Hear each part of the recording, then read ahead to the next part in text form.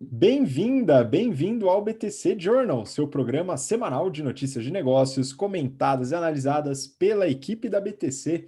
Meu nome é Gustavo Habib, eu sou instrutor de Soft Skills e Marketing pela BTC e no episódio de hoje dia 4 de março de 2021, falaremos sobre Pague Menos, Hering, BRF via varejo. A gente vai falar também sobre operações de fusões e aquisições. A gente vai falar sobre Coca-Cola, vamos falar sobre Hapvida em Notre Dame, VIP Commerce e Melius. E também falaremos sobre prospectos de IPO, como não poderia deixar de ser. Rio Alto, Grupo Rio Alto, Dasa num re-IPO, Bionexo e Infracommerce. E para comentar sobre todos esses assuntos, estou aqui com meus caríssimos colegas, Mayara Rocon, instrutora de estratégia e marketing da BTC. E aí, Má, tudo bem?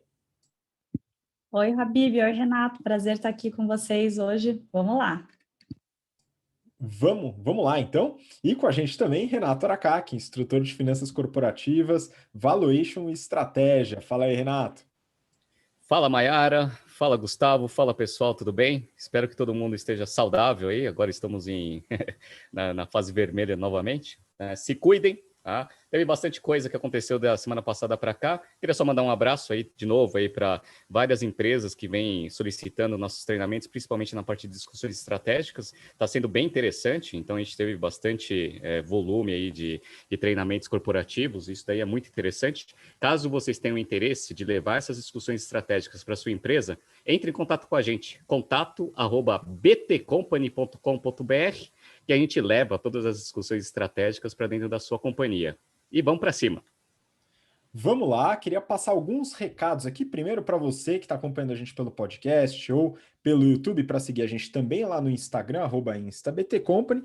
E a gente está com algumas inscrições abertas aí de cursos da BTC, para você que quer se desenvolver em Business Modeling, né, modelagem de negócios e Excel. A gente está com o EBP com inscrições abertas na turma 64. Se inscreve lá, www.btcompany.com.br/EBP, também com inscrições abertas remanescentes aí para as nossas turmas do General Finance Program. Então, você que quer se desenvolver no mercado financeiro, bancos de investimento, assets, private equities, enfim, toda a parte do mercado financeiro, GFP, é o mesmo site /GFP. E também abrimos esta semana as inscrições para o nosso curso de Business, o General Business Program, para as turmas de férias, o intensivo de julho, e também as turmas regulares do segundo semestre. Né? As do primeiro semestre bombaram, né? A gente já passou aí dos 370 alunos nas turmas, e agora para o segundo semestre as inscrições estão abertas, mesmo site /GBP. Então dá uma olhada qual a área que você quer se desenvolver e conta com a gente vai fazer o melhor possível para ajudar você nesse seu desenvolvimento de carreira. E bom, vamos então começar aqui com as notícias do BTC Journal de hoje. E a primeira, eu vou pedir para a Mayara me ajudar aqui com alguns comentários sobre essa notícia, rapidamente. Essa daqui eu peguei do Neofeed e o título é o seguinte: Pague Menos reforça os, entre aspas, remédios que estão fazendo efeito em sua operação. Então aqui, Má, como que estão os resultados da Pague Menos, hein? Então vamos lá, Pague Menos, né? Faz pouco tempo que eles fizeram a IPO, mais ou menos 6 meses. E na época da IPO eles tinham pensado numa faixa de preço, só que a ação acabou ficando abaixo dessa faixa deles, né? E eles conseguiram capturar 747 milhões de reais, mas claro que foi abaixo do esperado. Então o que eles falaram? Bem, vamos fazer um plano para a gente chegar nesse valor-alvo de ações. E agora eles definiram que o valor para o final do ano é de R$ 13 que eles querem chegar, o mercado está apoiando isso. Então, desde que eles fizeram o IPO, eles já valorizaram 16% das ações nesse plano de recuperação deles, que tem 5 pilares, sendo um deles o de expansão, que é o que eu vou falar mais aqui, porque já começou a afetar os resultados deles, né? Então, hoje eles têm 1.105 pontos de venda, sendo que mais ou menos 70% é Norte e Nordeste, e eles querem fazer essa expansão principalmente no Norte e Nordeste. Então, eles já têm 60 pontos aprovados para a expansão, sendo que 85% desses pontos são no Norte e Nordeste, principalmente drivado pela queda de share que eles tiveram de mais ou menos 1 ponto percentual, principalmente pela expansão dos competidores. Outro ponto que eles estão focando aqui é o aumento de produtividade e rentabilidade das lojas. Dentro de same-store sales, eles tiveram um crescimento de 9% de receita em 2020 e 14% no quarto TRI. E a rentabilidade também está boa, eles conseguiram aumentar 19% o ticket médio dos seus consumidores. Eles também pretendem focar em aumento de portfólio de produto, melhorar a precificação, torná-la um pouco mais inteligente, usando alguns algoritmos por trás. E eles também já estão fazendo uma redução de staff em lojas. Então, em 2020, eles já conseguiram reduzir quase um FTE, né, uma pessoa por loja, de 18 para 17,1 funcionários em média por loja. E eles também estão focando numa redução de ruptura de estoque, que no começo do ano passado ainda estava alta, mas ao longo de 2020 já foi caindo. Outra coisa que eles estão fazendo é canal digital, para variar, né? Todo mundo tentando ir para esse lado.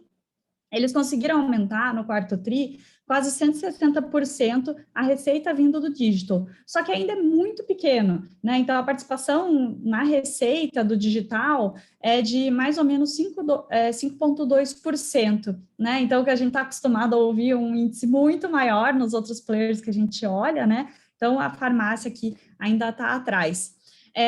No quarto TRI, eles também fizeram duas coisas muito legais. Eles lançaram um serviço de assinatura programado. Então, aquele serviço que você faz uma compra mais ou menos igual todo mês ali, né? Uma compra recorrente. E eles também começaram a usar lockers para retirada de compras do e-commerce, que eles querem continuar expandindo muito essa parte de utilização de lockers. Outra frente também que eles estão fortalecendo são os hubs de saúde, que são as clinic pharma deles, que fazem alguns exames, né, alguns acompanhamentos. Eles estão fazendo parceria também com o Labi para fazer mais exames, né, nessas clínicas deles, né. Então, o foco aqui é não só expandir as clínicas, mas também expandir o portfólio. Só para a gente ter uma noção, hoje são 809 unidades. E eles falaram que o legal dessas clinic farmas não é só que você consegue aumentar a receita, porque não canibaliza com nada que eles fazem hoje, né? Mas principalmente porque você consegue fidelizar o seu consumidor, que a princípio só ia na sua loja para comprar remédio, né? E você também consegue drivar a venda, porque quando ele sai do exame, provavelmente ele vai precisar comprar alguma coisa, ele já vai lá, compra um remédio na sua farmácia, né? Então, não só não canibaliza, como também traz venda em conjunto ali. E aí, falando um pouquinho dos resultados, né? Agora, no quarto TRI, a receita bruta deles foi para quase 2 bilhões de reais, aumentando 12%, e o lucro líquido ajustado aumentou 148%, versus o quarto TRI do ano passado, né? Indo para 37 milhões de reais. E como um resultado anual, né, de 2020, eles também tiveram um ponto muito bom aqui. Então, eles não só aumentaram a receita em 8% para 7,3 bilhões de reais, tiveram um aumento no EBITDA ajustado de 14% para 572 milhões de reais e conseguiram reverter um prejuízo que eles tiveram antes de quase 7 milhões de reais para um lucro de 96 milhões de reais. Então, realmente, o business está bom, essa valorização das ações que eles tiveram está fazendo sentido, e se eles continuarem nesse track aí, provavelmente eles vão atingir o valor objetivo deles. Muito bom, né? O mercado de varejo farma, a gente já falou bastante aqui, um mercado extremamente pulverizado. A Pague Menos tem uma entrada um pouco mais recente, né, como empresa aberta, e também tem algumas características regionais interessantes, né, que a gente até já abordou há um tempo atrás, sobre a questão de pagamentos em cash, que acontece bastante na rede, e a própria presença menor do e-commerce, como a Mayara acabou de falar. Então é interessante a gente acompanhar aqui nesse mercado mesmo pulverizado. E se você não acompanha os outros episódios, onde a gente fala de Raia Drogasil, enfim, dentre outras marcas, dá uma olhada, que vale a pena para entender o mercado como um todo. Bom, vamos seguir. Próxima notícia, agora a gente está falando de resultados de empresas, em que vários saíram, é uma batelada. Essa daqui eu peguei do Valor Econômico. Lucro da Cia Hering recua 12% no quarto trimestre, para 55,6 milhões de reais. Renato, o que você achou aí do resultado da Hering? Eu acho que você gosta desse modelo de negócio aí, não? Sim, a Hering é um case que a gente estuda bastante nas nossas aulas de análise de demonstrativos financeiros. Eu gosto bastante desse modelo porque ela é um modelo asset light, majoritariamente os pontos de venda são franquias, então quem faz todo o capex e tem todo imobilizado é o franqueado, que no período de pandemia ele tem muito mais resiliência do que os modelos que utilizam lojas próprias. Isso daí é demonstrado com os resultados. Ano passado foi um ano bem ruim para o varejo, eles tiveram uma queda de receita bruta de 30%, que se refletiu diretamente ao EBITDA, 35% de queda de EBITDA. A receita no passado foi de 1 bilhão 272 contra 1 bilhão e 800. E o EBITDA caiu de 264 para 170. Mas, mesmo assim, a empresa deu lucro, ok? Então, mas assim, esse lucro ele não foi tão real do jeito que eles colocaram aqui, porque teve alguns efeitos, né? Primeiro eles pegaram dívida, primeira vez a empresa não tinha nenhuma dívida, pegou lá 200 milhões de dívida, e aí esse dinheiro ficou aplicado, e aí provavelmente deve ter rendido um pouco de dinheiro, então a receita financeira foi alta, né, da empresa. E a segunda coisa foi um créditos tributários ali de ICMS, baseado naquela lei que todo mundo está entrando aí, tirar a base do PiscoFins, né? Então, isso daí também ajudou bastante no resultado da companhia, mas, apesar disso, ela ainda deu geração de caixa. Então, a empresa ela gerou caixa de 113 milhões em 2020, contra uma geração de 285 em 2019, então houve uma queda de geração de caixa absurdo, tá? Mas uma coisa que me deixou bem impressionado foi o ROIC. Eles mantiveram o ROIC ali numa casa boa. O ROIC deles em 2020 foi 17,2 contra 19,5. Aquele negócio, né? Você tem pouco ativo, você ajusta o capital de giro, e aí você, com um lucro menor, você consegue otimizar capital de giro, consequentemente, você consegue ainda dar retorno sobre capital investido. Então, só para vocês terem uma ideia, o capital de giro deles, que era em torno de 35 milhões, foi para negativo 90 milhões. Ou seja, né, eles ficaram com um ciclo de conversão de caixa invertido. Quem que vocês acham que sofreu nessa hora, né? Foi o franqueado? Nem ferrando. O franqueado está sendo minimamente subsidiado aí, com boas condições que a Hering está dando. Foi o fornecedor. Então, só de fornecedores ali, eles ganharam prazo para caramba para conseguir dar aquela bela otimizada ali no capital de giro. Consequentemente, a empresa ela manteve esse ROIC bom, teve uma queda, porque o ROIC estava em 19, mas dado taxa de juros aí de 2% e como está aí a economia, 17% é um belo de um ROIC aí para 2020. Então, assim, a empresa está indo bem, tá? Aí você vai me falar, pô, teve fechamento de franquia? Da marca principal Hering, não. Eu até fiquei impressionado, porque eles começaram o ano ali com 526 franquias da marca Hering, foi para 597, então aumentou. Só que eles fecharam algumas operações, né? É no momento da crise que você otimiza, né? Então, Hering Kids, eles fecharam loja própria, que eram poucas, e também alguns franqueados desistiram do negócio, né? Foram mais de 11 franquias fechadas. PUC, que é de infantil, essa daí fechou pra caramba, né? Então, loja própria tinha 4, eles têm 0 agora, simplesmente desistiram do negócio. E franqueado eram 18, agora tem 2. Então, assim, a marca já foi pro saco, né? Desarme também é uma operação que eles estão vendo aí de conseguir mexer. E agora eles estão, né, no prospecto dos resultados aí do quarto trimestre, eles falaram bastante em otimização do supply chain, estão organizando a casa, vão investir bastante no digital, estão mostrando aí um crescimento grande aí nesse canal, foi um crescimento de 158% no canal e-commerce. Eles estão apostando bastante para quando a economia voltar, eles utilizarem toda essa eficiência operacional que eles estão desenhando, mais, né, essa alavancagem aí do e-commerce para conseguir colocar em prática aí a estratégia de multicanalidade que eles vão implementar. Vamos ver, né? Então, hoje eles estão com caixa líquido de 265, com caixa de 467 e uma dívida bruta de 207, ainda tá tranquilo. É a resiliência do modelo Asset Light. Muito bom. Tomara que continuem bastante resilientes, porque vira e mexe eu preciso de uma camiseta branca nova, lisa, e é muito importante que a Hering as forneça a um preço razoável. Muito bom. Vamos para a próxima notícia. Aqui também falando de resultados, vou pedir para a Mayara comentar essa daqui, do Neofeed. O título é Recuperação da BRF ainda não convence os investidores. Mas como está a situação da BRF? Lembrando, né, que a gente falou na semana passada sobre o prospecto de IPO lá do grupo São Salvador, do Super Frango, né? Então agora a gente vai falar da concorrência, hein, Mar? E aí, como está a BRF? Então, fiquei de fazer uma atualização e realmente a BRF continua 20 vezes maior do que a Big Frango, que se considera uma das principais players de frango do Brasil, né? Então, só para lembrar que bom que eles têm uma autoestima boa, assim, né? Mas, então, né, a BRF está ali com muita expectativa do mercado. Em dezembro, eles já tinham anunciado um plano de investimento até 2030 de soma aí de 55 bilhões de reais. E aí envolvia várias coisas, lançamento de produto, melhora do portfólio de pratos prontos, aumentar o valor agregado dos produtos vendidos, né? E aí agora o mercado estava perguntando, e aí, quando que a gente vai ver esse resultado? E o que falaram é que, né, claro que ele é um investimento de longo prazo, né, tem muita coisa de agora, mas também tem muita coisa para o futuro, mas falaram que já nesse começo de ano, no primeiro semestre, agora a gente já consegue ver alguns resultados. Antes de falar da recuperação, eu vou falar dessas preocupações que o mercado tem, né? A primeira é que eles ouviram que vai ter um novo reajuste de preço dos produtos. Então, eles estão com pressão de custos, porque os insumos começaram a ficar mais caros, principalmente a parte do milho.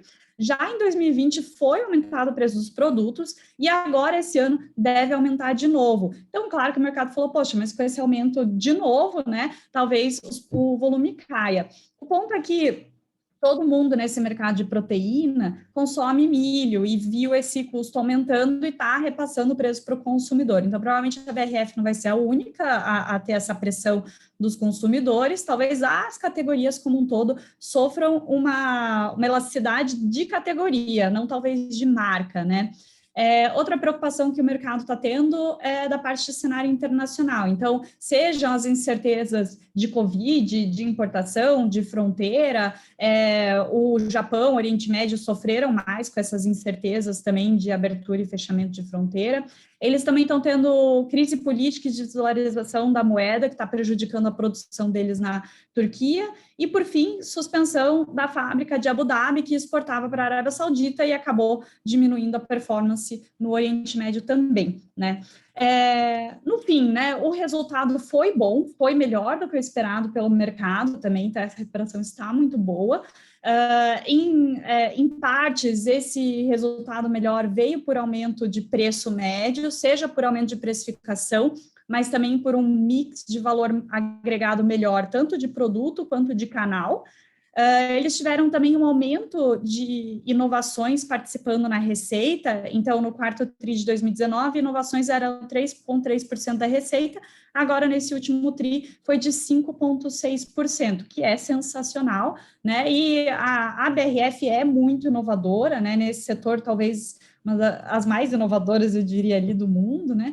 Eles lançaram em 2020 280 SKUs novos, sendo que 81% desses eram considerados de alto valor agregado. Então, não só mostra inovação, como também o aumento do preço médio. E, por fim, eles também viram um aumento de preferência pelas marcas, que quando você fala assim, poxa, Sadia, Perdigão, Qualy, tem como aumentar mais a preferência, né? Porque são as queridinhas aqui do Brasil, mas teve esse ponto positivo aqui. Falando um pouquinho do quarto TRI, a receita líquida aumentou 23%, indo para 11 bilhões de reais. O lucro líquido também foi acima das expectativas do mercado, foi para 902 milhões de reais, o que contribuíram para 2020 fechar aí com chave de ouro. Então, teve uma receita líquida de quase 40 bilhões de reais, crescimento de 18%, sendo que o Brasil é mais ou menos metade disso, 21 bilhões de reais, cresceu 6%. O EBITDA ajustado deles foi para 5 bilhões de reais, apesar do crescimento da receita, o EBITDA ajustado ficou ali estável, né? No Brasil, esse EBITDA ajustado é de 3 bilhões de reais, então mais do que a metade, né? Então a gente já vê que o EBITDA ajustado do Brasil é melhor do que a média do grupo. O lucro líquido deles ficou em 1,4 bilhão de reais, e a alavancagem deles está em 2,7%, em 2,7 vezes. Esse índice aqui é importante porque lá em 2018, quando eles estavam mal, estava em 5,1, né? Então, eles já conseguiram reduzir aí quase pela metade. E o ROIC deles está em 11%, que é um ROIC super bom para um setor, né, mais estável agro, né? Querendo ou não, BRF é agro. E aí, né, falei bastante aqui do Brasil, que é o mais representativo para a gente, para a BRF também, mas também teve o destaque da Ásia, né? Então, a receita cresceu 5%, só que o EBITDA deles cresceu 35%. Então, eles conseguiram muita eficiência aí de custo. E é isso, né? Então, um resultado super bom. Vamos ver se essa crescente da BRF continua. Eu acredito bastante na empresa como inovadora, como qualidade. Né, ela é enorme no Brasil, então a escala ajuda muito nesse setor. Então, deve continuar muito bem aí. Pois é, a BRF ela é uma empresa que teve muita turbulência, né? Desde a concepção aí pós-aquisição aí no processo da Sadia com a Perdigão, né? A gente vai acompanhando, mas é muito interessante, mais esse ponto que você falou da redução da alavancagem, né? E dos resultados Brasil e Ásia que puxaram bastante aí do resultado, muito bom. Para fechar esse bloco dos resultados, vou pedir para o Renato comentar sobre essa notícia do valor. Análise. Via Varejo desacelera no digital no Natal e na Black Friday. E aí, Renato, o que você achou dos resultados aí da Via Varejo? Vamos lá, né? Esse highlight aí da notícia parece que o resultado foi péssimo para a Via Varejo. Só que quando você dá uma olhada nos resultados, isso não se confirma. É engraçado, né? A imprensa tem uma certa benevolência com Tesla, com GameStop, com um monte de coisa, com algumas empresas tradicionais aí. Quando ele cresce um pouquinho menos, já mete o pau num highlight desse, né? Dá até medo, né? Você vê um highlight desse, dá vontade de vender a ação, né? Mas vamos lá. Eu peguei os financials, só para todo mundo ficar na mesma página. Via Varejo é quem opera toda a parte do e-commerce das Casas Bahia, Ponto Frio, essa.com, etc. Legal? Beleza. Então, o que eles tiveram? Eu vou analisar o ano. Tá? E aí eu vou explicar para vocês de onde veio essa queda.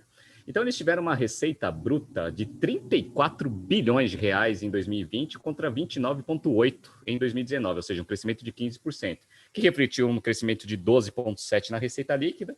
A margem bruta aumentou para 32,8 contra 28,6, e eles inverteram ali, conseguiram fazer um EBITDA decente, EBITDA ajustado ali, margem EBITDA de 10% contra 4%, né, no ano passado, o que consequentemente trouxe a empresa para sua lucratividade. Então, em 2019, uma das grandes críticas em relação à operação é que ela tinha dado 1 bilhão e 400 de prejuízo, agora ela tem 1 bilhão de lucro. Legal. Então, é uma empresa que melhorou operacionalmente. Qual que foi o highlight aí da conta? A gente pega aqui, ó, vendas digitais. No ano, as vendas online cresceram 168%. Você fala assim, caramba, né? Um belo de crescimento. Também pandemia, fecha loja física, etc. e tal. Mas no quarto trimestre, esse crescimento foi de 112%. Ou seja, provavelmente nos 3 primeiros trimestres, esse crescimento estava muito acima de 168%, com 112%, na média ali deu 100 e pouco. Pô, mas foram 112% de crescimento, galera, né?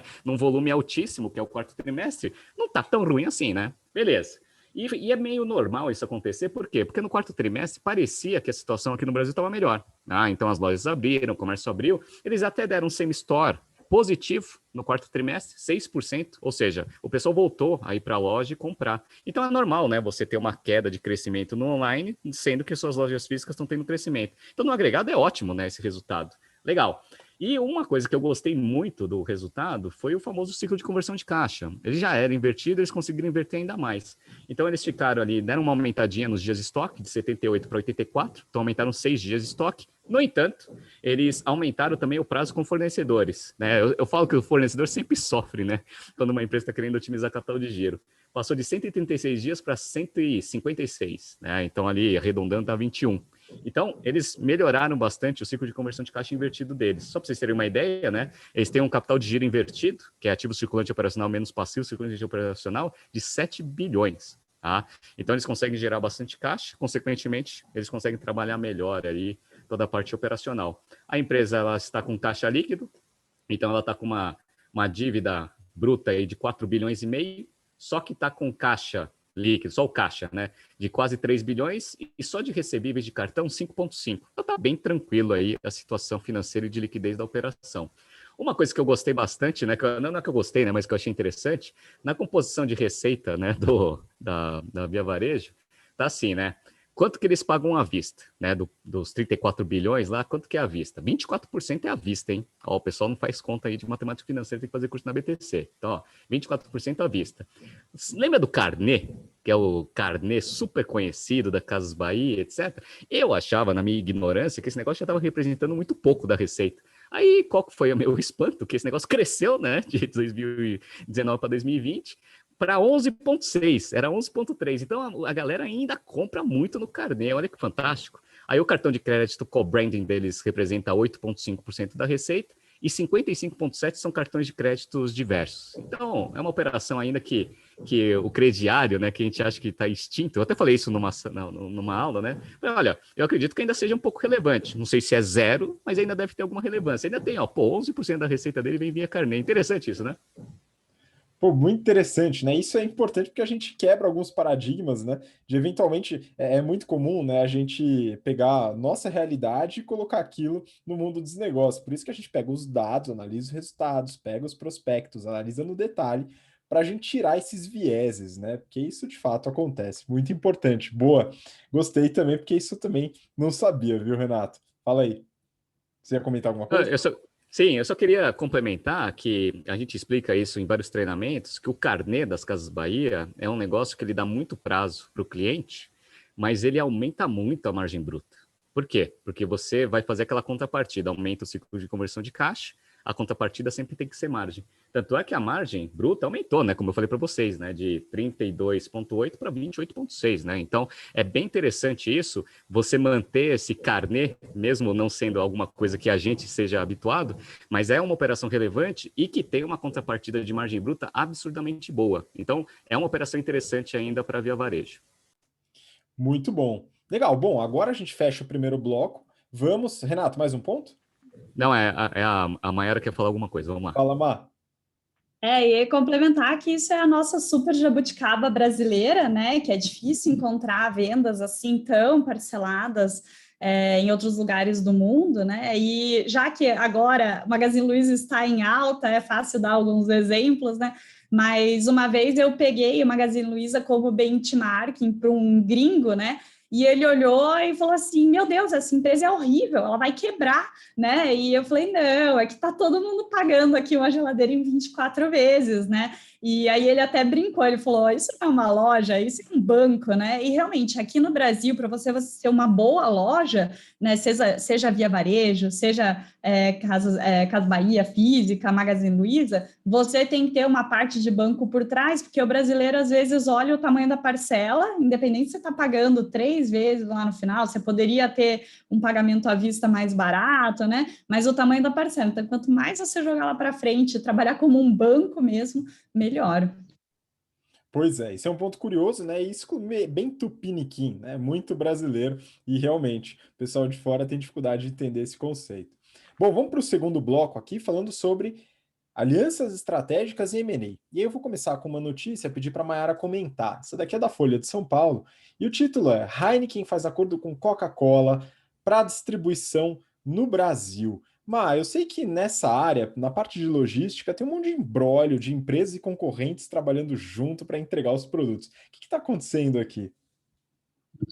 Exato, né? Então, introduzindo um pouquinho o conceito de bebidas no Brasil. A gente tem um incentivo fiscal para fazer xarope em Manaus, né? E aí depois você tem que distribuir isso. E como, né, você ficar distribuindo água é muito caro, normalmente você manda de Manaus para algumas fábricas um xarope super concentrado. Você tem uma fábrica que adiciona água e gás, independente do que você está fazendo ali, água e gás. Né, invasa e depois distribui o produto final. Então, a PepsiCo trabalha assim, por exemplo, com a Ambev, né? Então, a PepsiCo faz o xarope da Pepsi, da Lipton, né?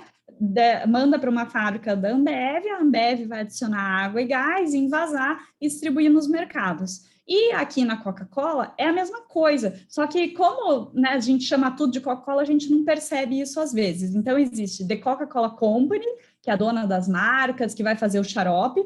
e tem a FEMSA, que a gente também chama de Coca-Cola, que na verdade são as fábricas e a distribuidora. Né? Ao longo dos anos, a FEMSA foi adquirindo várias engarrafadoras aqui no Brasil, né? Então agora é praticamente só FEMSA, ela também tem no México, ela é mexicana, na verdade, se eu não me engano.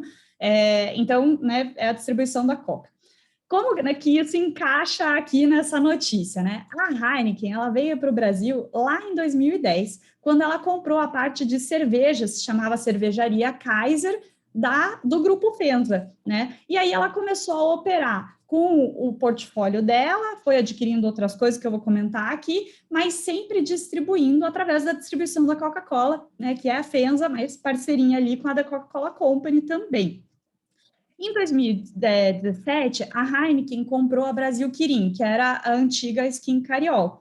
E aí ela, de repente, se tornou ali um grande grupo, né, com produção, com distribuição, coisa que ela terceirizava com a Coca-Cola, né? E aí, ela, com essa compra, ela virou o segundo maior grupo cervejeiro do Brasil, e aí ela, né, só com as marcas que ela já tinha internacionais, as que ela tinha comprado da FEMSA em 2010 e mais as da Skin, né, ela ficou gigantesca. Então, tinha marcas como a Heineken, Sol, Kaiser, Bavária, Xingu, Amstel, Kirin e Shiban, né? Então, até da Kirin tinha marca, Skin, Devassa, Baden-Baden, Eisenbahn, e aí vai. Ainda tem mais marca que isso. Fora que ela ainda tem refrigerante, suco, energético, água, que são produtos menores, com menor share. E aí, com essa compra da Skin, né, que ela fez, da Kirin, na verdade, ela virou para a Coca e falou assim, não preciso mais da sua distribuição, né, quero sair desse acordo. E aí virou uma briga, óbvio, porque a Coca falou assim, você tem um contrato aqui super enorme comigo e você não pode simplesmente me abandonar. E, entre parênteses aí, virar minha concorrente também, né? E aí, em 2019, lá em novembro, um tribunal arbitral determinou que a Heineken teria que manter, sim, essa distribuição com a Coca-Cola, das cervejas, principalmente das que ela tinha comprado lá em 2010, até o acordo terminar em 2022. E aí ela poderia até seguir com um sistema paralelo de distribuição com as coisas que ela já tinha comprado da Kirin, mas que ela não poderia simplesmente abandonar a Coca e passar tudo para o sistema da Kirin. E aí agora, né, eles anunciaram que fizeram um meio termo ali, né, concordaram com algumas coisas. O que foi esse meio termo? Eles vão fazer uma reestruturação da rede de distribuição dos dois players aqui no Brasil, mais ou menos na metade desse ano vai começar a valer esse acordo, ainda está sujeito a aprovações regulatórias, né, e aí ele iria até 2026, podendo ser prorrogado por mais 5 anos depois. Como que é esse acordo? Então, eles vão começar com tudo sendo distribuído pela Coca-Cola, mas aí a Heineken e a Amstel vão fazer uma suave transição da rede de distribuição da Coca para a da Heineken, né? E a Coca continua com Kaiser, Bavária, Sol, Eisenbahn e outras marcas também internacionais da Heineken. E os dois começam a acertar termos de talvez entrar em concorrência, né? Que com o acordo anterior eles não poderiam entrar no mercado um do outro. Então a Coca vai poder vender e distribuir outras cervejas e bebidas alcoólicas até um certo percentual do portfólio do grupo Heineken, que não foi divulgado, né? E a Heineken também vai poder entrar em outras categorias de bebidas não alcoólicas. Outra coisa também que não foi divulgada foi o valor desse acordo, né? Quanto que eles estão continuando a pagar aqui. Mas, bem, analisando aqui, né? Esse acordo é ruim para os dois, né? Porque quando a Heineken falou que ia sair da Coca, claro que a Coca perde um volume gigantesco de uma hora para outra, que ajuda a reduzir custo de distribuição, tanto variável do caminhão, quanto também diluir custo fixo, né? Então, assim, foi um golpe super ruim para a Coca. Eles também, na época, né, um parênteses, receberam a notícia da Nestlé que a Nestlé não ia mais querer que a Coca distribuísse Nesti, então, assim, mais ou menos, fontes de fora calcularam uns 20% de volume que a Coca perdeu, assim, numa pancada. E agora, assim, esse tempo que eles ficaram brigando, com certeza também não foi bom para a Coca, deve ter tido uma oscilação de volume, né, então nunca é legal briga em parceria. É claro que essa transição ajuda a Coca poder se preparar, né, e talvez até entrar com alguma cerveja para colocar no lugar, que talvez não seja o foco deles agora, até porque eles estão olhando muitas bebidas não alcoólicas. Para a Heineken, isso também não é bom, porque para eles o bom seria usar o sistema que eles compraram inteiro da Kirin, né? Mas pelo menos eles devem ter se safado de pagar uma multa, que não seria tão bom quanto usar o sistema todo da Kirin, mas pelo menos você consegue fazer uma arbitragem rápida aí, não entrar na justiça, ficar anos e ter uma multa milionária, às vezes bilionária, porque você quebrou um acordo desse. Então, vamos ver se elas, né, com esse acordo, param de brigar, né, fazem um mais ou menos para cada uma e depois se decidem, né, para cada uma seguir o seu caminho. Pois é, mas é muito bom, né, entender como funciona esse trâmite dessas alianças para a distribuição de bebidas no Brasil, que é bastante complexo, mas eu acho que agora ficou um pouco mais claro para você que está ouvindo a gente ou assistindo pelo YouTube. Bom, vamos seguir aqui. A próxima aqui, hein, Renato? Isso aqui é a fusão do ano, hein? Vamos lá. Neofeed, Hapvida mais Notre Dame Intermédica igual a mais apetite por consolidação. Renato, isso aqui é grande, hein? O que você achou dessa fusão aqui? Não, esse movimento, a princípio era um movimento que todo mundo estava esperando acontecer. Acho que estava todo mundo na guerra de crescer rapidamente para conseguir ter um valuation maior, para ter uma relação de troca ali na fusão melhor, né? E aí o que aconteceu? Estavam em conversas na parte de verticalização aí operacional do negócio e que deu certo, né? Parece que as conversas avançaram bastante e eles vão combinar os negócios aí numa transação que vai fazer um gigante aí de 110 bilhões de market cap. Uma coisa que é interessante, eu entrei lá no site da Hapvida para ver como que foi aí as alavancas aí de geração de valor.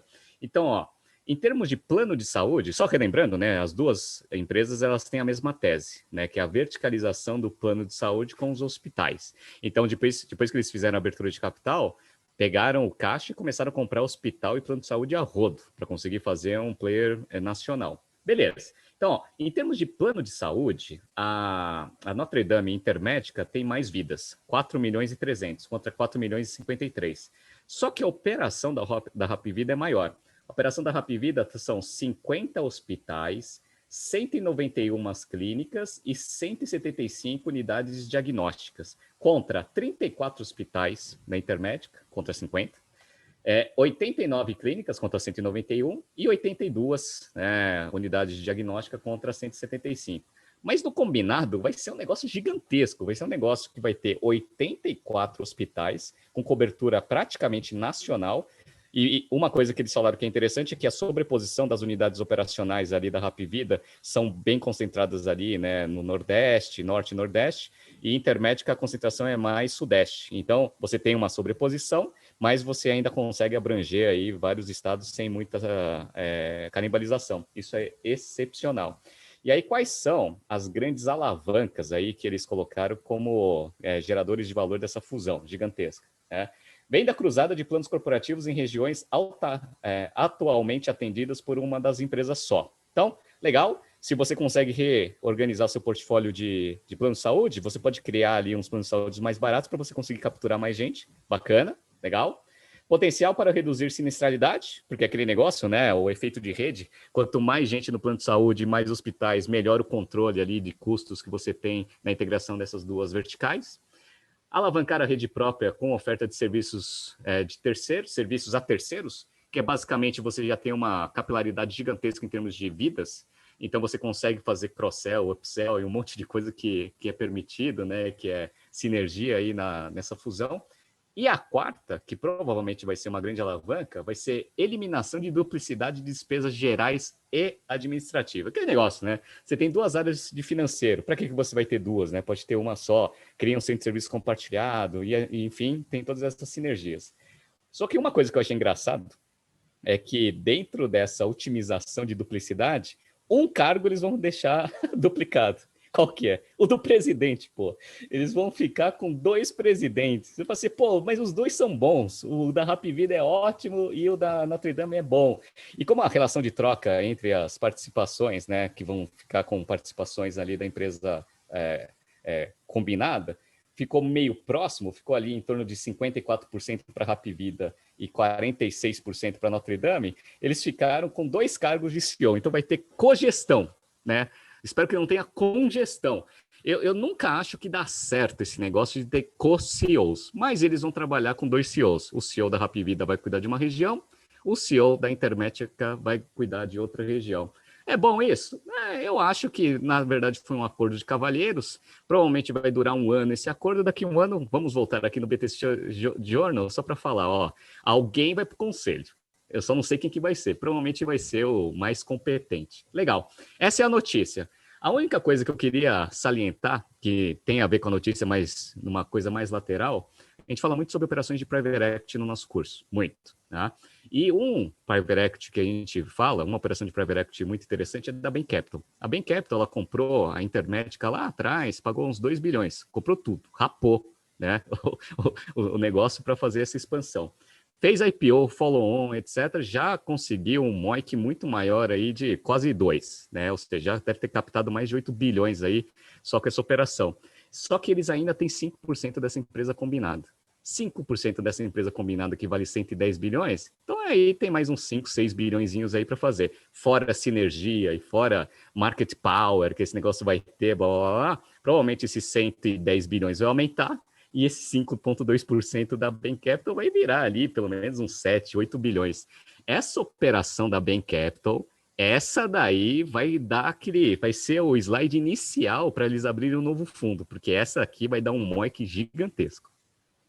Pois é, esses se deram muito bem, né? E só complementando o aspecto da cogestão, né, dos dois CEOs, geralmente a gente está trabalhando esse tema aqui em negociações estratégicas, né, no começo do General Business Program, falando sobre a forma como as negociações se dão. Então, é o que você falou, provavelmente um acordo de cavalheiros, né? A gente tem aqui o que o pessoal está vendo aqui nas negociações distributivas, né? E isso pode acontecer com cargos também. Então, o pessoal que está acompanhando as aulas, é mais ou menos esse tema que a gente está falando aqui. Então, juntem com o tema de aula, hein, pessoal? Fiquem atentos aí. Boa, vamos para a próxima. Pessoal, eu tava com saudade de falar da Magalu, hein, gente? Fazia tempo que a gente não falava, a gente já falou de muitas aquisições da Magalu, inclusive em aula a gente comenta um pouco sobre o caso da Netshoes e tal, mas mais uma aqui então, né, Má? Vamos lá.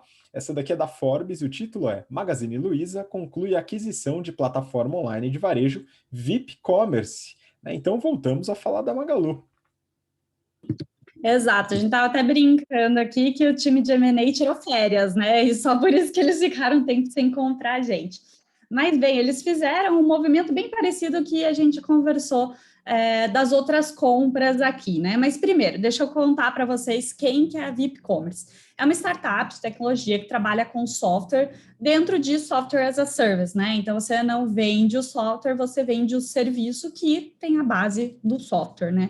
Eles são lá de Belo Horizonte. Eles fazem uma plataforma de gestão de loja online. Então, eles pegam supermercados que queiram vender online, que assim foram poucos, né? Nesse último ano aí que a gente viu, e eles cuidam não só da loja online, mas também de todo o ciclo de pedido. Eles também têm um jeito ali de facilitar o picking and handling no centro de distribuição e também facilitar e controlar o transporte das entregas depois. Eles já têm mais de 100 redes de supermercado como clientes, que têm lojas em 18 estados do Brasil, e eles processam mais ou menos 250 milhões de reais em vendas anualmente, né? Até assim, pelo tanto de vendas que eles processam, eles devem ser bem pequenininho, né? Então, eles levam uma porcentagem disso.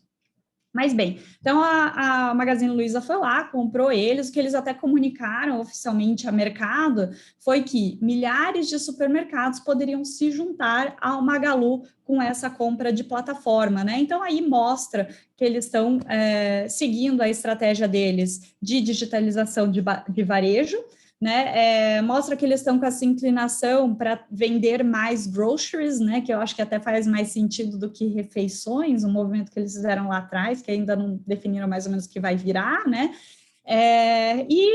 Essa compra também consegue ajudar outras plataformas deles dentro de pagamentos e de entregas. E como eu comentei, foi um movimento parecido que eles fizeram das outras aquisições, porque eles estão comprando empresas de tecnologia, que, né, boas, né, pelo menos a minha avaliação, aí eu gostei de todas as aquisições que eles fizeram, pareceu muito inteligente, mas pequenas, né, então eles trazem para dentro pequenininho, eles conseguem alavancar isso organicamente, e aí mesmo que eles tenham pago caro aqui pensando em receita, lucro da empresa, mas ela é tão pequenininha que tudo bem, e eles têm caixa, tão tranquilos, e isso com certeza vai ajudar a ser mais eficiente e aumentar a lucratividade. Muito bom. E a Magalu de novo presente, então, no nosso BTC Journal, né? Que bom que eles voltaram de férias, a equipe de M&A da Magalu. Muito bem-vindos de volta aí, hein, pessoal? Estarão presentes nos episódios do BTC Journal. Muito bom. Vamos lá, para finalizar esse bloco aqui, eu peguei uma outra notícia aqui, que essa o Renato também gosta. Essa é do Neofeed. Melius compra Picodi.com por 120 milhões de reais e chega a 44 países. E aí, Renato, como é que foi essa aquisição aí da Melius, hein? Bora, vamos lá. Eu adoro essa empresa, né? Eu tive contato com ela em 2017, eu já contei a história. Eles estavam solicitando um co-investimento aí de um fundo, eu estava participando desse fundo e eu analisei o negócio. No final, o fundo não se interessou em fazer o investimento, mas eu fiquei com esse negócio na cabeça, falei assim, esse business é fantástico. Beleza. E eles fizeram abertura de capital, captaram 300 milhões, né, na abertura de capital e, com tanto dinheiro assim, saíram para aquisições. Legal. E fizeram aquisição ali dessa Picodi.com, que é uma empresa polonesa, sede em Cracóvia, que atua em 44 países. Então, é uma operação muito parecida com a Melius no início. Então, vários sites ali de desconto, cupom, etc., para você conseguir gerar tráfego ali para os seus principais parceiros. Então, bem o estilo ali da Melius no início. Legal. Só que o que me deixa mais orgulhoso dessa empresa foi quando eu entrei no site da Melius e você tem que divulgar o racional, né, dessa aquisição, etc. E aí eu peguei. Pessoal, é praticamente uma aula de M&A. Fantástico, tá? Então, eles mostram todo o racional que eles tinham quando eles abriram. Eles estão muito bem assessorados, aliás, né? Então, eles foram lá, né, fizeram abertura de capital e tinham duas verticais de crescimento. A primeira, produtos financeiros, que eles anunciaram há bastante tempo isso. E a segunda, expansão internacional. Na primeira, eles já estão andando bem, né? Então, estão fazendo bastante coisa, cashback, um monte de outros produtos financeiros que eles vão começar a fazer, cartão de crédito, etc. E a expansão internacional, eles falaram que eles analisaram várias opções. Crescer sozinhos, ou eles mesmos indo para crescimento e expandir mundialmente, ou eles fazerem uma aquisição. Então, eles mostram vários frameworks racionais das tomadas de decisões que eles tiveram para chegar na Picodi. Assim, olha, eles têm 4 verticais ali que eles buscam, né, para ter sinergia essa aquisição. Então, primeiro, qualquer aquisição ela precisa reduzir o CAC, ou seja, ou precisa ter alguma forma de redução de CAC no futuro. Segunda, monetização desse tráfego que já existe. Então, você pegar o tráfego existente e aí você conseguir monetizar ainda mais esse negócio. Aumentar bastante a frequência de compra dos consumidores que você tem lá nos leads que você gera e potencial, né, de fazer o cross-sell de produtos financeiros. Eles analisaram vários players mundiais ou a opção de ir sozinho e viram que a maior aderência com a estratégia que eles tinham em relação, né, a todos esses 4 pilares era a Picodi. E aí eles mostram onde que a Picodi se encaixa dentro desse framework. Então isso daí, pelo menos, mostra que foi muito bem pensado essa aquisição. Isso é um bom sinal. Por quê? Tem aquele estudo da McKinsey que fala que mais que 90% dos M&As dão errado, né? Beleza. Então, assim, tudo bem, o racional faz sentido, né? Estratégico e de mercado. Legal. A gente sabe que depois que você compra, né, o problema é você integrar, né? Aí já são outros 500, né? Mas eles falam que eles aumentaram muito o addressable market da empresa, que antes ficava em 60 bilhões de reais, agora com uma operação internacional em mais de 44 países, esse negócio passou para 1,5 tri de dólares. Então, assim, ele mostra ali que tem avenida de crescimento para caramba, etc e tal, mas faz sentido. Então, qual que é a ideia deles? Compram, né, a Picodi, integram a operação, boas práticas das duas empresas, ou seja, sinergia ali, né, know-how cruzado, beleza? Eles vão tentar maturar os produtos financeiros no Brasil, a primeira ideia, e eles pensam num roadmap ali de 3 a 4 anos para conseguirem incluir esses produtos financeiros na operação internacional. Então, assim, bastante potencial de crescimento. A Melius é uma empresa que eu já falei aqui que eu gosto bastante, só está me dando alegria ali na Bolsa de Valores, vamos ver aí os próximos movimentos que ele vai executar. Pois é, muito interessante esse plano de expansão, vamos acompanhar. E falando sobre programa de pontos também, né, dá uma olhada no episódio da semana passada que a gente fala sobre a DOTS, né, mas é um pouquinho diferente. Enfim, quiser saber mais, volta lá e dá uma olhada. Bom, vamos para o último bloco, pessoal. O último bloco aqui a gente vai falar sobre os prospectos de IPO. Eu vou começar com um que eu dei uma olhada aqui, e eu peguei uma notícia da Forbes para ilustrar, que é Rio Alto Energias Renováveis contrata bancos para IPO. Isso até me deu um déjà vu da época da faculdade. O meu TCC foi sobre energias renováveis, modelo em MATLAB, aquele negócio todo. Nem lembro como abre o MATLAB. Mas, enfim, voltando aqui, né, a Rio Alto, né, o grupo Rio Alto, ele surgiu em 2009 e começou as operações de energias renováveis, energias fotovoltaicas, né, em 2010, com a idealização de um complexo que chama Coremas, né, que é o maior complexo de energia solar da América Latina, né, fica lá na Paraíba, e ele já tem 3 usinas em operação e mais 7 em construção. E além de outros complexos também em fase de projeto, né? Uma curiosidade aqui para quem gosta, né, de mercado e tal, uma das parceiras na construção das usinas foi a WEG, né, que o pessoal de mercado financeiro gosta bastante da empresa, eu também gosto bastante. Ela é uma empresa verticalizada, então ela toca todo o processo de geração de energia fotovoltaica nas usinas, né? Então desde a identificação do terreno, medições solarimétricas, né, estudos ambientais, até a parte do financiamento, construção e operação das usinas. E no prospecto eles trazem vários dados sobre o mercado de energia solar. Então começa falando que o Brasil é o 7º país com maior capacidade energética instalada, né, deve ter um crescimento de 43% de 2019 a 2029, né, isso é energia como um todo, e a participação de energia solar nessa capacidade instalada deve crescer 6 pontos percentuais dos atuais 1,45%, né, nessa matriz toda. Como referência, a energia eólica tem 9%, e no Brasil, a grande massa da capacidade instalada é hidrelétrica, né? Bom, vamos lá, falando dos resultados, hein, pessoal? Aqui é interessante, porque a empresa começou a gerar receita em 2020, né, e ainda assim começou lá no finalzinho, né? A receita operacional líquida do Rio Alto em 2020 foi de R$ 183 mil. 183 mil, né? Então, uma empresa bem pequenininha, falando em receita operacional, né? Receita líquida. O lucro operacional, que foi um prejuízo, foi de mais ou menos 5 milhões, né? Então tem as despesas associadas aí. E o lucro líquido, né, o prejuízo líquido, foi de 3,8 milhões. Né? E aí tem um negócio curioso, né? Você pega receitas e despesas financeiras, estão lá na casa dos 24 e 22 milhões. Né? Então, a estrutura de dívida e caixa é um pouco desproporcional a essa receita. Então, vamos dar uma olhada. Né? Eles têm de dívida bruta mais ou menos 162 milhões de reais. Desses 162, 104 mais ou menos são debêntures, que é bem comum para esse tipo de mercado, né, devido ao alto ciclo, né, do projeto, tal. A gente fala sobre isso também desde matemática financeira, lá no nosso curso de business. E 56 milhões são em partes relacionadas. Aí eu fui dar uma olhada nas partes relacionadas, que sempre tem alguma treta, né, e não fugiu. Então lá eles têm as SPS, que são a sociedade de propósito específico, que é muito comum nessas empresas, e também em construção civil. E aí eu descobri que tem uma empresa chamada Nordic Power Partners, que é uma empresa dinamarquesa que investe, né, um fundo que investe em mercados de energia renovável, que são sócios majoritários nesse complexo que eles construíram na Paraíba. Eles têm 48 milhões em dívida com essa Nordic, né? E aí tem um pequeno problema, viu, pessoal? Nessa dívida que eles têm com a Nordic, essa dívida está atrelada a euro, né? Pior que dólar, hein, pessoal? Euro. E ainda uma parte pré-fixada. E mais um ponto que estava lá nas letras miúdas do prospecto, né, nos resultados auditados, a Nordic entrou com uma ação contra a Rio Alto, tá? Então provavelmente deu algum pepino aí na reestruturação, no pagamento dessa dívida, né? E a própria Rio Alto considera que a possibilidade de perda é possível, né, nesse processo que eles receberam.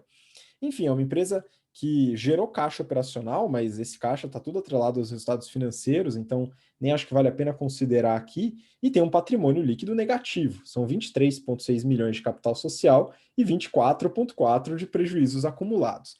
No cômputo, né? Então, é uma empresa que acabou de operacionalizar, tem projetos muito interessantes, mas ainda está muito cedo, né? Uma empresa que está entrando na bolsa para captar recurso, porque provavelmente quer mudar um pouco essa estrutura de capital aí que está um pouco pesada para eles, é uma dívida muito alta, né? Já no começo da operação, uma boa parte atrelada à moeda estrangeira, e a bolsa talvez seja uma forma de você lidar melhor com essa estrutura. Vamos ver se vai gerar apetite no pessoal devido ao apelo das energias renováveis, né? Eu acredito que esse é o caminho. Porém, se falar dos resultados financeiros, o negócio ainda está muito incipiente, né? Vamos acompanhar. Bom, vamos para o próximo, então. A próxima próximo prospecto aqui que foi analisado. Vou pedir para a Mayara comentar, porque na verdade não é um IPO, né? É um re-IPO. Aqui eu peguei do Brasil Journal. DASA prepara IPO de 5 bi de reais com tese de plataforma de saúde. E aí, Má, como é que tá esse negócio da DASA?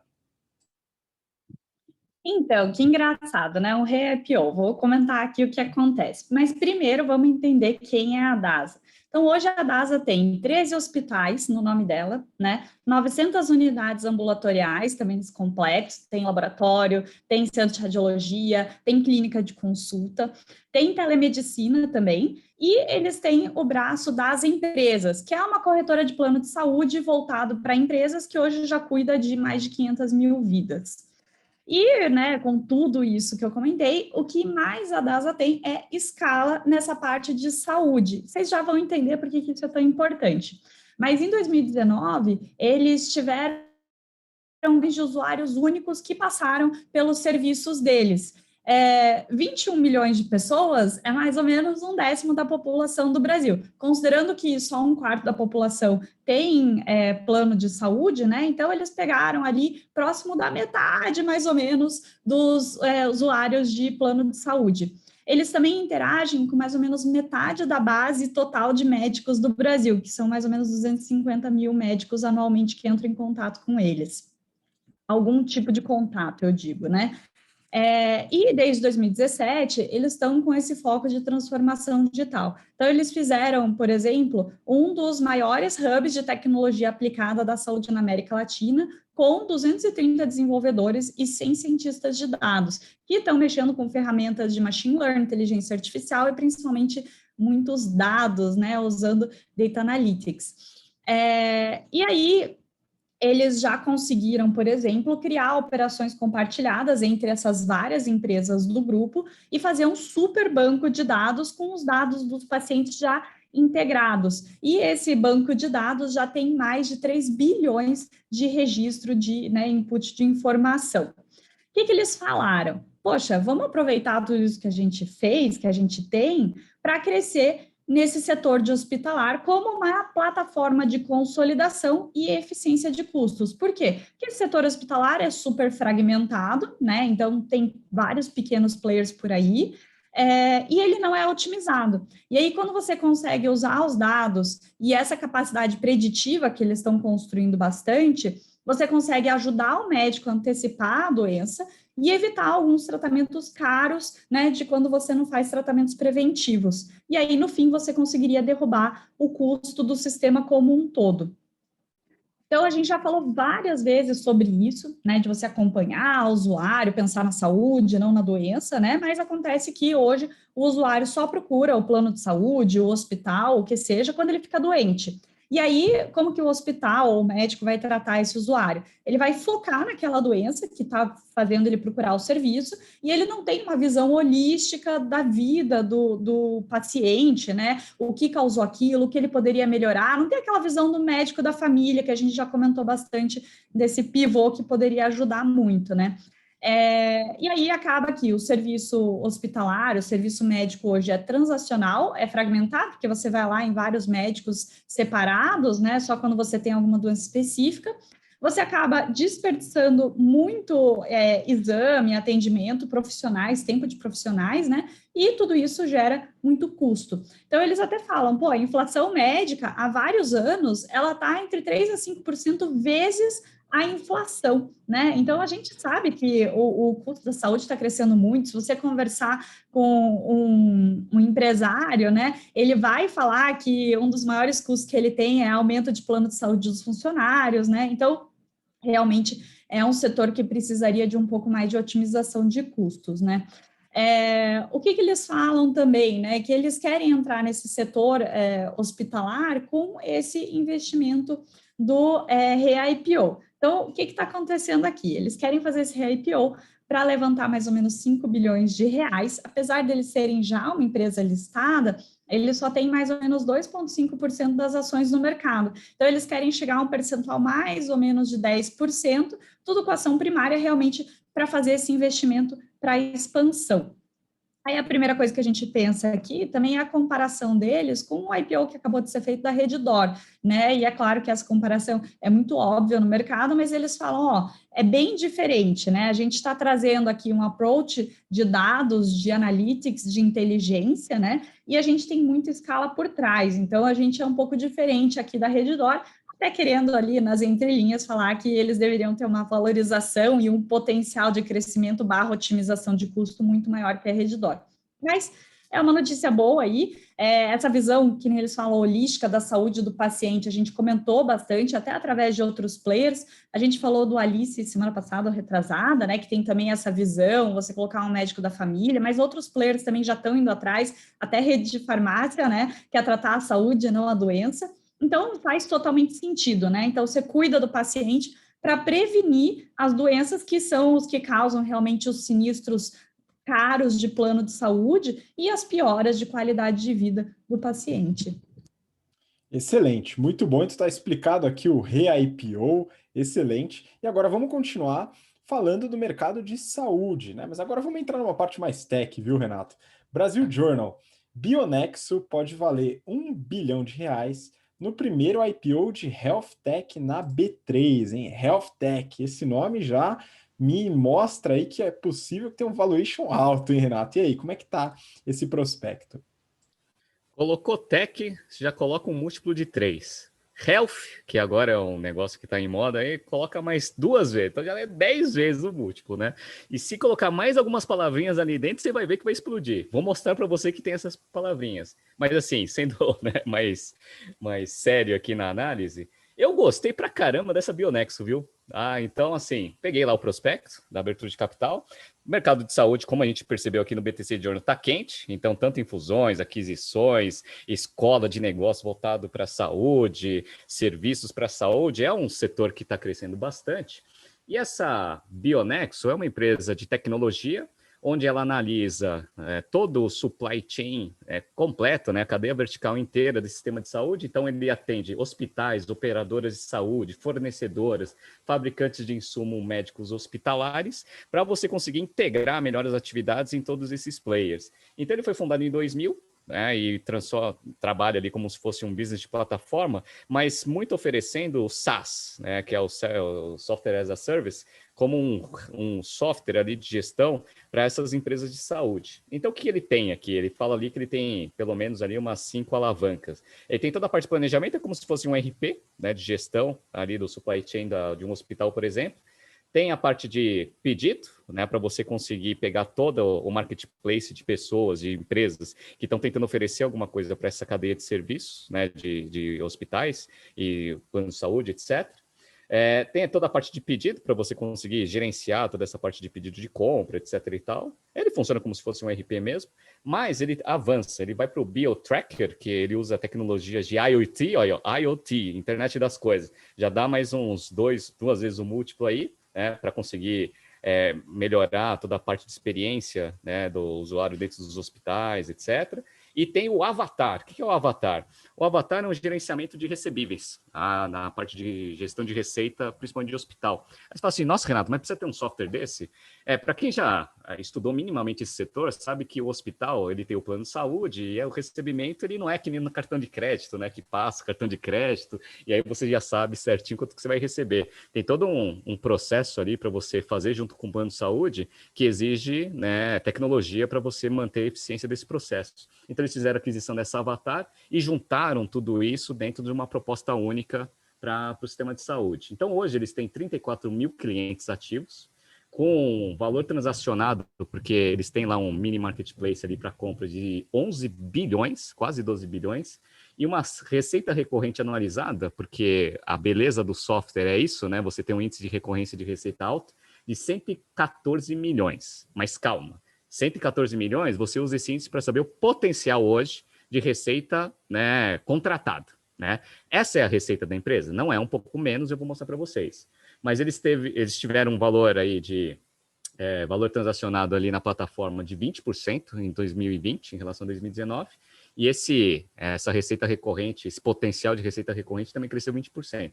É uma empresa que vem crescendo aí nos últimos anos 20% de CAGR.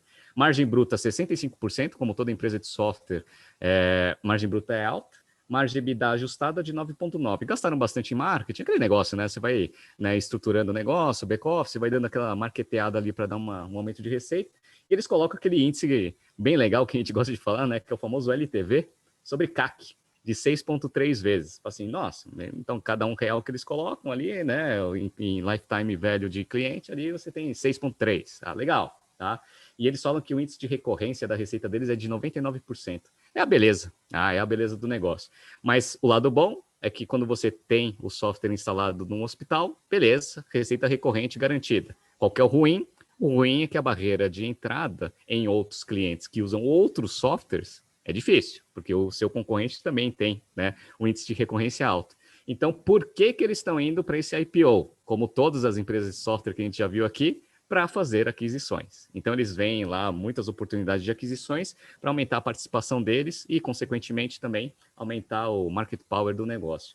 Como que foi a receita deles em 2020? 90 milhões. Cara, 90 milhões de receita, eles estão buscando um valuation de 1 bilhão, né? Mas vamos lá, né? Olha o múltiplo aí, mas tem todas as palavrinhas que precisa, tá? Beleza. Então, ó, 90 milhões de receita em 2020 contra 76,9 em 2019. Então, aquele negócio do crescimento. Receita recorrente alta, margem bruta, como eu já falei para vocês, alta, margem EBITDA de 9,9 vem melhorando. A margem EBITDA tinha sido 1,9, em 2019 foi para quase 10%. Então, eles estão mostrando melhoria operacional e estão mostrando que podem ter aí aumento aí de receita, eventualmente, se eles fizerem aquisições. Uma coisa interessante dessa empresa é que 85% da receita dela vem do Brasil. 15% já é operação fora. Então, eles têm atuação na Argentina, Colômbia, México e Espanha, sendo que Colômbia representa 7,7% da receita, Argentina 5,8% e aí depois está um pouco disperso. Ou seja, tem potencial de crescimento mundial do software. É a cartilha do modelo de crescimento exponencial. Tá? Então, se você pegar aquele livro lá e ver assim, potencial de crescimento exponencial, essa empresa é boa. Pô, é boa. Ela tem caixa líquido, está com uma dívida de 40 milhões, mas está com caixa de 65, então não é que ela está fazendo IPO porque ela está mal das pernas. É porque, de fato, ela quer engordar um pouco o caixa para sair fazendo aquisições. Esse, pessoal, é um business bacana. Esse daqui eu recomendaria vocês darem pelo menos uma lidinha no prospecto.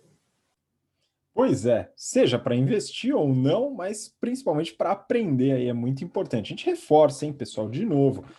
Ler os prospectos de IPO são informações relevantes para vocês estudarem sobre business, sobre empresa, sobre gestão, sobre negócios. Então, adquiram esse hábito aí que é bem saudável para desenvolver essas habilidades. Bom, vamos lá então. Próxima notícia para fechar o BTC Journal de hoje. Eu peguei uma notícia aqui da Forbes, né? E o título é Infracommerce pede registro para IPO e mira aquisições. Renato, quero saber como que está essa empresa, que eu particularmente não conhecia, e também queria que você comentasse rapidamente sobre um índice bem famoso aí, né, de SaaS Metrics aí, que tem muita gente que usa ele para balizar bons negócios. Eu queria saber se dá para fazer essa análise aqui também. Bora, vamos lá. Eu sempre falo que eu sempre analiso uma empresa que eu gosto e aí outra que é uma decepção, né? Então vamos lá, né? O que é a Infracommerce? A Infracommerce ela tem uma operação muito parecida com a Sinapco, que a gente também analisou aqui o prospecto. Então, a Sinapco ela tinha os números ok, ali não era lá aquela beleza, tal, não sei o quê, mas estava andando. A Infracommerce ela atua mais ou menos no mesmo segmento. Relembrando, o que a Infracommerce faz? Imagina que você tem uma marca, né, ou uma loja física, uma marca que tem lojas físicas. Você quer fazer um e-commerce, não tem expertise? O que você pode fazer? Buscar um parceiro. A Infracommerce é seu parceiro, assim como a Sinapcom também. Então, eles fazem a operação full commerce, que a gente chama. Então, você pode entregar toda a operação do e-commerce para eles e eles fazem tudo. Fazem a parte de logística, fazem a parte de entrega, fazem a parte de tecnologia, tudo, sem exceção. Meio de pagamento, fazem tudo. Ou eles podem vender pedaços. Né? Então, quer fazer só a logística comigo? Eu faço. Quer fazer só a parte do site? Eu faço. Então, eles operam sites de terceiros em um monte de marca. Então, marca da Dior. Você entra lá no site deles, eles operam vários e-commerces que a gente acredita que sejam das marcas, mas quem opera é a Infracommerce. Então, é aí que ele vai crescendo. Aí você fala o seguinte, pô, Renato, então quer dizer que o negócio tem potencial, porque ele cresce bastante num segmento que, por pandemia, trouxe uma atração violenta. Sim, em termos de expectativa de crescimento, o negócio vem indo muito bem. Tanto é que eles falam que o GMV, né, que eles transacionam em todos os sites que eles gerenciam de todas as marcas aí que existem, chegou ali em 2020 a 4 bilhões e 600. Eles estão com CAGR desde 2016, nesse GMV, de 58%. Então é bastante crescimento. A receita líquida deles foi de 236 milhões em 2020, também com CAGR de 53% nos últimos 4 anos. Então, é um negócio que vem crescendo? É um negócio que vem crescendo. Eles falam muito de agregação de valor. Eles falam o seguinte, ó, a gente vai trazer os nossos clientes para a terceira onda, né, do e-commerce. O que é a terceira onda do e-commerce? Eles falam o seguinte, a gente pode ajudar você simplesmente no Go Online. Ah, você quer ir ter uma loja virtual? A gente ajuda vocês a fazer. Tudo, sem exceção. Legal. A gente ajuda na segunda onda, que é o quê? Integrar o online no offline, o omnichannel. Legal, conseguimos fazer? Conseguimos fazer. Mas se você deixar com a gente te leva até o terceiro, que é o Customer Experience Exceptional, né? Ou seja, fazer aquela experiência do consumidor excepcional que vai fazer o seu cliente manter, né, o índice de recorrência alto no seu e-commerce e na sua marca, consequentemente aumentando seus resultados. De fato, eu já conheço algumas empresas que têm operação com infracommerce que falam muito bem. Né? Eu já falei com o pessoal, o pessoal é bem sério mesmo e a operação ela anda redondinha. Eles têm 10 centros de distribuição no Brasil, ou seja, é uma operação gigante. E o que eles estão falando? Eles estão falando que existe um grande potencial agora, como todo mundo, né, de fazer produtos financeiros. Então, não, estamos vendo que como tem um valor transacionado muito grande dentro dos nossos sites, a gente consegue criar ali oportunidades de produtos financeiros para todos os nossos clientes, né, para os clientes dos clientes e para os nossos clientes propriamente dito. Legal, tá? Então, essa é uma das alavancas ali de crescimento que eles vão fazer. Então, se eles forem para aquisições, provavelmente vai aí nesse viés aí de aumentar o portfólio de produtos financeiros. Aí o Gustavo me perguntou aí sobre o famoso índice, né, que eu falei lá da Bionexo, que é o LTV sobre CAC. Tem gente que faz curso só disso, tá? A gente ensina isso na primeira, acho que é a terceira aula, de matemática financeira, né? Porque o negócio é uma conta muito simples, né? Mas tem gente que fala que o valuation do negócio está nesse índice, né? Beleza, então vamos lá. A gente viu que a Bionexo, ela tinha um LTV sobre CAC de 6,3 e dava lucro, beleza, receita recorrente, etc. Aqui a Infracommerce fala que ela tem um LTV sobre CAC de 7,1. Aí você fala assim, bom, se isso é um grande direcionador da saúde financeira da empresa, quer dizer que a Infracommerce é fantástica, né, em relação à Bionexo. Aí você vê que esse índice é só um índice, como qualquer outro índice que a gente pode utilizar ali, principalmente para saber se os investimentos de marketing estão fazendo sentido ou não, né? Mas não para saber se o valuation da empresa aumenta ou não aumenta, né? Mas tem gente que fala que o valuation da empresa é esse índice aí, tá? Beleza. Então vamos lá, ó. Como que é a operação dessa Infracommerce em 2020? Teve lá uma receita de 236 milhões, como eu falei para vocês, receita líquida, tá? Ou seja, com uma margem bruta de 49,8%. Legal. Tá bem aumentando aí nos últimos anos. Tá? Era 36, foi para 48. Legal. Margem EBITDA, 8,8. Também aumentou em relação a 2019, que era 6,3. Só que a empresa dá prejuízo. Nos últimos 3 anos ela deu prejuízo. Ano passado ela deu 2 milhões e 300 de prejuízo. Tudo bem. Tá? Margem líquida negativa, muito próxima ali do break-even. Mas está dando prejuízo nos últimos 3 anos. Legal. Aí quando eu olhei isso, eu falei assim, já estou entendendo aí o porquê desse IPO, né? Aí quis dar uma olhada no balanço. Aí você vai lá dar uma olhada no balanço. Qual foi a minha falta de surpresa em ver, né? Que é um negócio meio parecido com o Privale, assim, né? Que a gente viu. Aí eu peguei lá, ativos circulantes da companhia em 2020. Ativo circulante, ou seja, que ela consegue converter em dinheiro em até 12 meses. 234 milhões. Beleza. Passivo circulante, que ela tem que pagar em até 12 meses. 233 milhões. Ou seja, índice de liquidez corrente 1, cravado. Se der algum problema, esse negócio começa a ficar com baixa liquidez, eventualmente começa a ter dificuldade de pegar a dívida e eventualmente até de rodar a operação. Então, provavelmente, é isso que eles estão buscando na abertura de capital. Eles vão tentar vender uma história de crescimento, vão tentar fazer um valuation alto, vão tentar colocar bastante caixa na companhia para melhorar bastante esse índice de liquidez, e de fato, depois que ele tiver bastante caixa, né, dentro de casa, aí ele vai buscar algumas aquisições estratégicas para fazer. É um business bom? É um business que tem potencial, mas atualmente ele não está tão bem assim, né? Assim como, por exemplo, da Bionexo, né? Então, acho que é um negócio um pouco com muito mais risco, né, do que a Bionexo, mas é um outro negócio aí que está, né, com prospecto na rua aí. Vamos ver, Sinap com Infracommerce são dois concorrentes para o mesmo tipo de investidor. Dei uma lida também no prospecto, que é um prospecto bem interessante. Muito bom, legal, acho que foi esclarecedor também. E com essa notícia, a gente termina o BTC Journal dessa semana. Então, pessoal, queria agradecer muito a participação de vocês. Mayara, muito obrigado.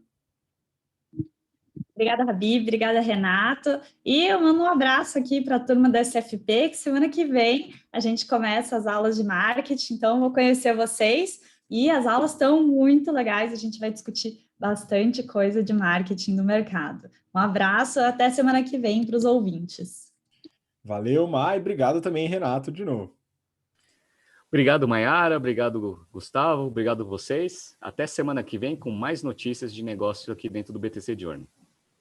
Muito bom, e obrigado você que acompanha a gente até agora pelo interesse, pela paciência.